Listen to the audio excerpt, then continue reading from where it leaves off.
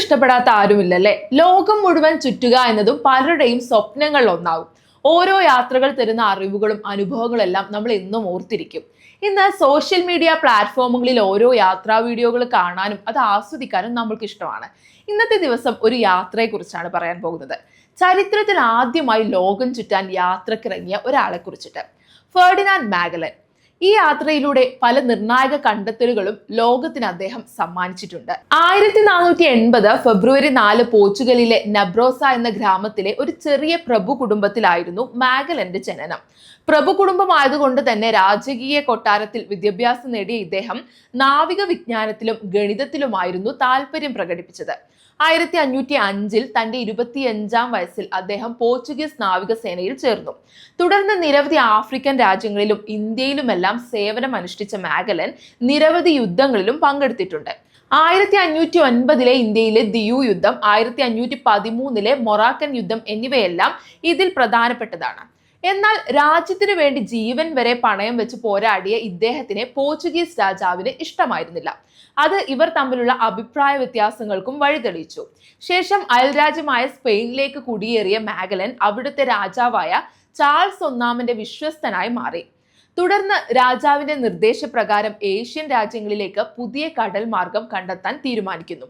Portugal പോലെയുള്ള രാജ്യങ്ങൾ കിഴക്കോട്ട് പോയി ആഫ്രിക്കൻ രാജ്യങ്ങളെ ചുറ്റിയിട്ടാണ് ഏഷ്യയിലേക്ക് എത്തിയിരുന്നത്.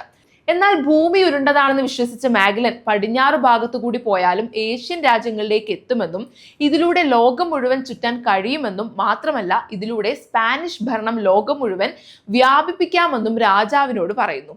ഇന്ത്യയെ തേടിയിറങ്ങിയ കൊളംബസിന്റെ യാത്ര തന്നെയാണ് ഇദ്ദേഹത്തിന് പ്രതീക്ഷകൾ നൽകിയതും.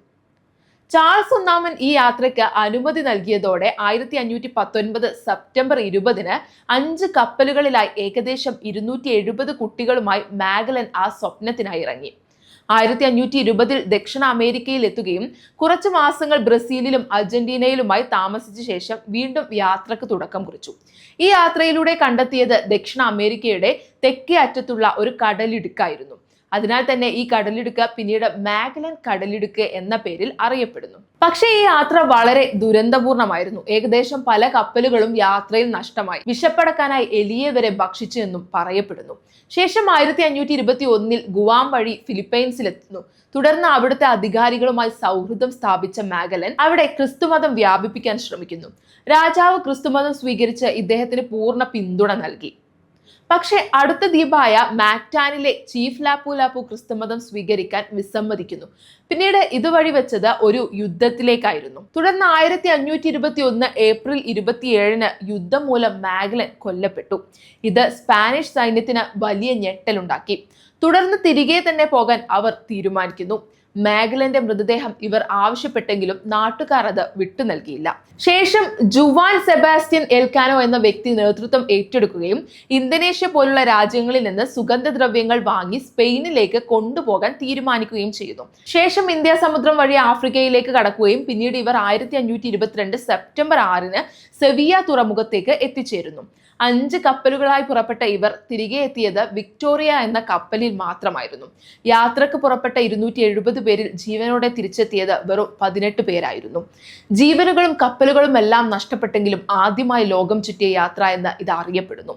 യാത്രക്ക് തുടക്കം കുറിച്ച മാഗൽ ഈ യാത്ര പൂർത്തീകരിക്കാൻ സാധിച്ചില്ലെങ്കിലും അദ്ദേഹത്തിന്റെ പേരിൽ തന്നെയാണ് ഇന്നും ഈ യാത്ര അറിയപ്പെടുന്നത്. അന്നത്തെ ആ യാത്രയിലൂടെ ശാസ്ത്രം അതുവരെ സംശയിച്ചിരുന്ന ഒരു കാര്യം ഉറപ്പിച്ചു: ഭൂമി ഉരുണ്ടത് തന്നെയാണ് എന്ന്.